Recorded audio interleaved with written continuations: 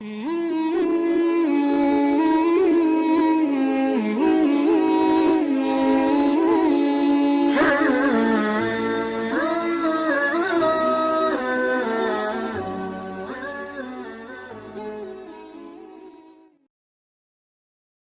nah, ada, saya bukan ngada-ngada. Bagaimana caranya bisa membubarkan tempat hiburan malam? Karena saya yakin di tempat seperti ini adalah pusatnya maksiat. Semua hiburan malam mesti ada izin dari Majelis Ulama Indonesia, tokoh adat, tokoh masyarakat, dan disetujui oleh Polsek. Setuju? Jadi siapa yang mau buat hiburan malam nikah anaknya, dia ngurus surat 3. Pertama, rekom dari MUI. Pak Ketua MUI Kecamatan, ya nanti malam mau pesta anak saya. Kata MUI, apa hiburannya? Ada keyboard tunggal. Lagunya apa? Ini lagunya. Ini pulang-pulang berbadan 2. Jangan. Berubah sama selawat. Setelah MUI setuju, datang ke tokoh adat Sunda. Ini Pak tokoh adat, apa lagunya? Ini lagu ya, buat satu lagu adat yang mengingatkan supaya kita tetap menjaga adat sopan santun. Oke, tambah lagu religi satu, lagu adat. Datang ke Polsek, Pak Polsek, oke setuju, jam 10 tutup. Bisa apa nggak bisa? Bisa. Jangan suruh saya datang ceramah ke situ, nanti mereka sudah mabuk baru datang saya, assalamualaikum. Nggak bisa. Ini amar ma'ruf nahi mungkar ini bukan cuma tugas ustadz, tapi tugas kita bersama.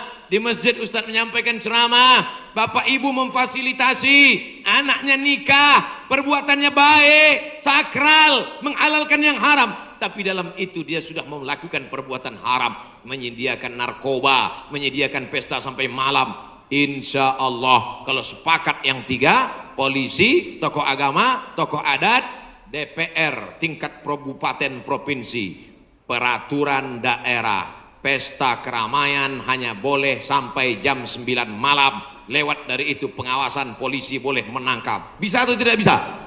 Bisa. Makanya kita harus berjamaah menangkal ini semua. Insya Allah kalau sudah orang-orang masjid duduk memilih wakil-wakil rakyat yang juga peduli, maka akan terwujud negeri kita tetap menjadi baldatun thayyibatun wa rabbun ghafur. Makanya sebarkan pengajian. Siapapun ustadz yang datang ngaji, Ustadz Jujun Junaidi ngaji, Ustadz Abdul Somad ngaji, Ustadz ngaji. Datang, duduk, diam, dengar. Ada snack, makan. Nggak ada, istighfar.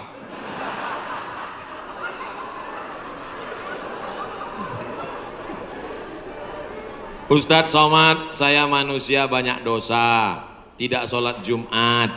Kenapa nggak sholat Jumat? Man tarakal jumu'ata salasa marratin, siapa yang nggak sholat Jumat 3 kali berturut-turut, tahawunan, bukan karena sakit, bukan karena darurat, tapi karena menyepelekan panggilan Allah, taba'allahu ala qalbi, Allah mengunci pintu hatinya. Kalau sudah hati terkunci, telinga tersumbat, mata tertutup, khatamallahu ala qulubihim wa ala sam'ihim wa ala absarihim ghishawah. 3 kali sholat Jumat kau tinggalkan, Allah mengunci pintu hatimu. Siapapun yang ceramah tak akan masuk ke telingamu. Na'udzubillah. Saya ingin bertobat dan sudah menjalankan taubat, maka sholat Jumatlah engkau. Siapa yang datang hari Jumat saat yang pertama seperti berkurban seekor onta, datang pada saat yang kedua seperti berkurban seekor lembu, datang saat ketiga seperti berkurban seekor kambing, datang saat keempat seperti berkurban seekor ayam, datang saat kelima seperti berkurban sebutir telur ayam. Sekarang banyak yang datang hari Jumat, jangankan telur ayam, telur puyuh pun nggak dapat.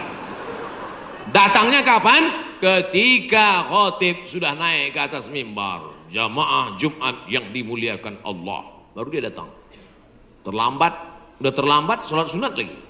Allahu Akbar. Pakai baju kaos tertulis, emang masalah buat lo. Orang kalau taubat itu malu sama dosa-dosa masa lalu, bukan bangga. Ini banyak juga orang udah tobat. Ustaz Somad, saya ini baru hijrah. Dulu semua saya minum. Semua narkotika saya pakai. Ente tobat apa sombong?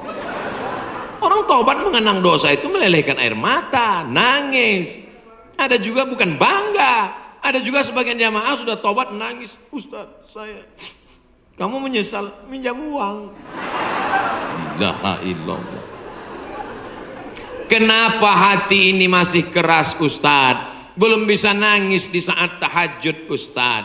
Datang seorang bertanya kepada Nabi an qaswatil qalbi. Hatinya keras. Apa kata Nabi? At'imil masakin wamsah ra'sal yatim. Kalau mau melembutkan hati, kasih makan fakir miskin, usap kepala anak yatim. Siap? Ngaji jangan ditunda-tunda. Pulang dari sini langsung mampir ke rumah makan, beli nasi bungkus, bawa ke panti jompo. Anak mereka sudah meninggal, hidup sebatang kara, belikan kain sarung, langsung datang. Assalamualaikum Bapak Ketua Panti Jompo. Waalaikumsalam. Berapa semua orang jompo di sini? Ada 100 orang. Saya mau makan siang sama mereka. Semuanya 2 orang aja. Kebetulan bawa nasinya cuma 2 kan. Melihat mereka nanti menyuap, menggeletar tangannya memasukkan nasi yang kau masukkan, maka disitulah hatimu akan lunak. Pergi ke rumah anak yatim, tanya anak yatim sudah berapa bulan gak bayar uang sekolah.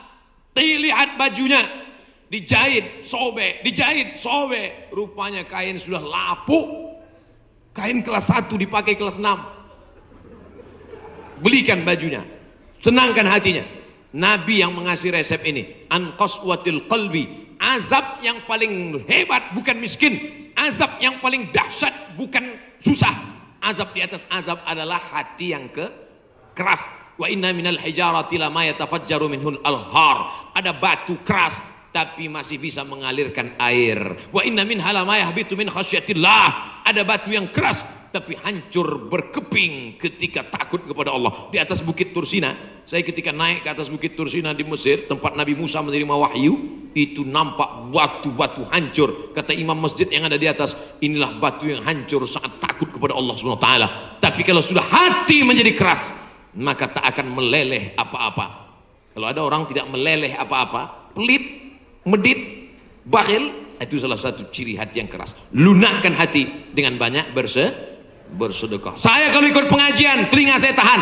Kalau ikut sholat malam, mata saya tahan. Kalau datang ke masjid, kaki saya tahan. Tapi kalau sudah keluar duit, dompet saya nggak tahan. Banyak orang ketika keluar, alhamdulillah masjid ini adalah wakaf orang-orang baik di Panyawangan, di Jawa Barat. Ternyata orang-orang Sunda, orang-orang Jawa Barat ini berwakafnya tidak tanggung-tanggung, langsung satu masjid. Mudah-mudahan akan banyak wakaf-wakaf yang lain insyaallah. Amin. Sekarang banyak juga orang berwakaf. Ustaz Somad, itu tanah saya wakafkan.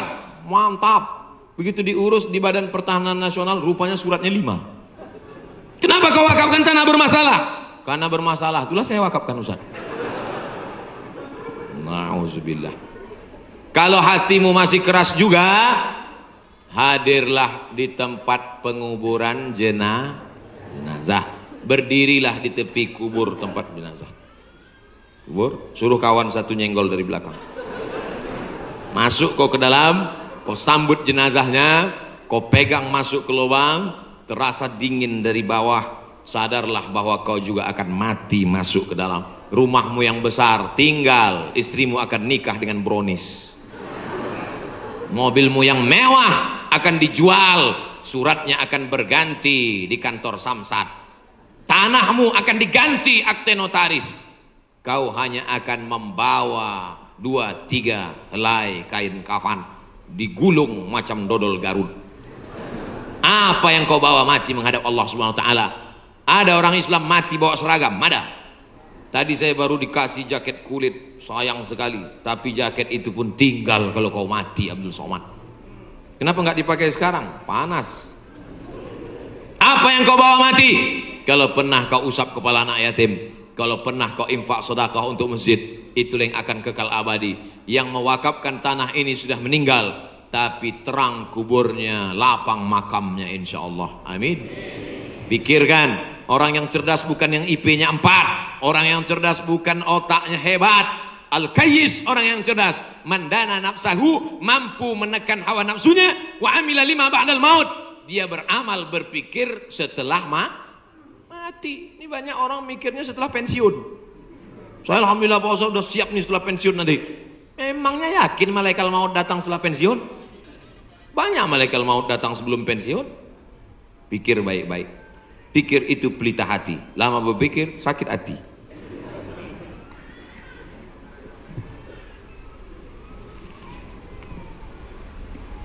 Bagaimana kita bisa membedakan musibah, cobaan, bencana, atau azab?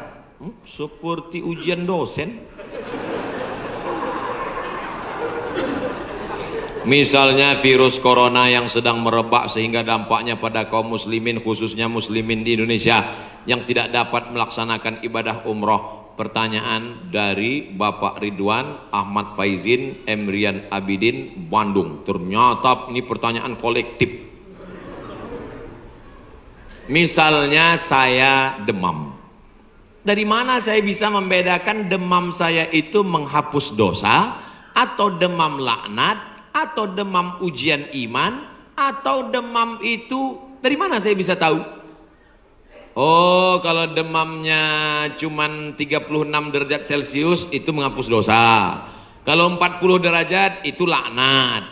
Kalau 100 derajat kebakaran. Di mana kita bisa tahu? Tidak ada yang bisa membedakannya kecuali introspeksi diri. Satu, la yusibul mu'min min nasabin wala wasabin wala saqamin wala syaukin yastakuha. Kalau ada orang yang kena susah hati, gundah gulana, sakit, duri menusuk tapak kaki, keluar dari rumah lupa pakai sendal, melangkah, duri menusuk tapak kaki, illa kafarallahu anhu biha sayyi'atuh, maka dengan itu sebenarnya Allah ingin membersihkannya dari dosa. Makanya kita selalu husnuzan. Ana, dalam hadis kursi apa kata Allah? Ana inda husni zanni abdi bi, aku menurut prasangka hambaku kepadaku. Maka kalau kita kena penyakit, yang pertama husnuzan pada Allah, bahwa sebenarnya Allah ingin membersihkan kita dari dosa. Yang kedua, saya nggak ada dosa Pak Ustaz. Apa dosa saya? Saya nggak pernah minum khamar, saya nggak pernah sabu-sabu, saya nggak pernah berzina, saya nggak pernah pakai narkoba. Dosamu adalah ketika kau merasa bahwa kau tidak berdosa. Itulah dosa. Dosamu adalah ketika engkau sehat tapi tak kau pakai mensyukuri nikmat Allah. Itulah dosa. Maka siapa yang berkata saya tidak pernah silap, saya tidak pernah salah, saat itu dia sedang silap dan salah. Al-insan mahallul khata' wan nisyan. Manusia tempatnya silap, lupa dan salah. Yang kedua, ketika kita sakit, sebenarnya Allah ingin mengangkat derajat kita, karena sebetulnya amal kita tidak cukup. Kita sudah ditempatkan di tempat surga Jannatul Firdaus, tapi ketika malaikat ditanya, sudah cukupkah amalnya? Belum. Beri dia ujian supaya amalnya mencukupkan dia dengan amal sabar. Ada amal yang lebih tinggi dari tahajud, lebih hebat daripada jihad. Apa dia? Innama yuwaffas sabiruna ajrahum bighairi hisab. Amal sabar, menerima musibah, tidak caci maki, sumpah serapah. Yang ketiga, bisa jadi laknat Allah. La ta'murunna bil ma'ruf, mestinya kau tolong saudaramu yang ada di Uighur, mestinya kau bantu saudaramu yang sedang teraniaya di India, tapi mulutmu diam, kau tak mau menolong. Ketika musibah dikirimkan Allah dalam bentuk bencana, ternyata yang kena bukan yang jahat-jahat saja, yang baik-baik pun ikut juga kena, maka tidak ada cara lain kecuali mohon ampun, minta ampun, taubat nasuha kepada Allah Subhanahu wa ta'ala. Oleh sebab itu maka yang bisa membedakannya hanya Allah, dan kita hanya berhusnuzon kepada Allah Subhanahu wa ta'ala. Bagaimana cara membentengi bencana yang semakin banyak akhir-akhir ini? Itulah yang udah kuceramahkan tadi.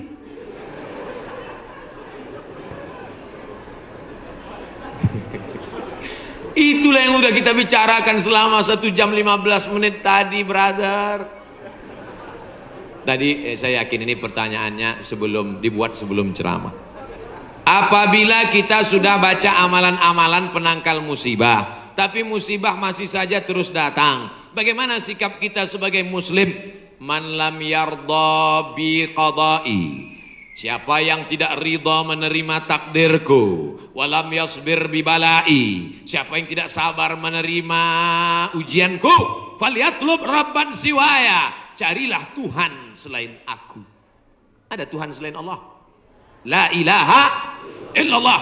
Maka kita tidak ada cara lain kecuali ridha, ikhlas, terima ketetapan Allah. Makanya ketika bangun pagi apa doanya? Raditu billahi rabba, aku ridha menerima Allah sebagai Rabb. Apapun yang kau beri aku terima ya Allah. Wabil islami dina, aku ridha Islam sebagai agamaku. Apapun perintah dan larangan Islam ku amalkan. Wabi Muhammadin nabiyya wa rasula, aku ridha Muhammad sebagai rasulku, maka kita ikut sunnah Rasulullah Muhammad sallallahu alaihi wasallam. Terjadi juga ridha. Tapi kalau terjadi karena kurang usaha, hukum sebab akibat. Sudah disimpan uang di dalam dompet, dompetnya dikunci, dompetnya dalam laci, lacinya dikunci, lacinya dalam lemari, lemarinya dikunci, lemarinya dalam kamar, kamarnya dikunci, kamarnya dalam rumah, rumahnya dikunci, rumahnya dalam komplek, kompleknya dikunci. Hilang juga. Terus mau ngamuk. Tidak ada cara lain kecuali ridha kepada Allah. Tapi kalau punya sepeda motor nggak dikunci, malah berhenti, mesinnya hidup, kuncinya diletakkan, terus sibuk beli ngobrol, beli kangkung 2 ikat, ngobrolnya 2 jam. Ketika dilihat hilang. Terus ketika hilang suaminya nanya, mana motor kita? Ridho mas. Itu bukan ridho, goblok. Mohon maaf saya keceplosan. Oleh sebab itu maka tetap ada Ahlus Sunnah wal Jamaah mengajarkan kita ada namanya al-kasbu wal ikhtiar. Bahasa kitanya namanya usaha. Kalau pemerintah menyuruh pakai masker, usaha. Jangan tidak ikut. Suruh cuci tangan sering. Sebetulnya kita nggak perlu belajar masalah cuci tangan.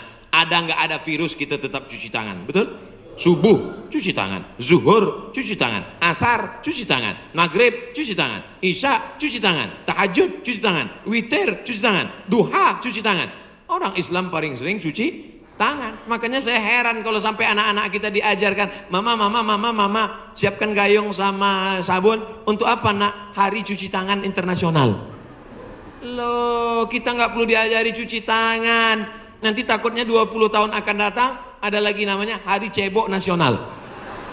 Dari 14 abad yang lalu kita sudah bersih, betul?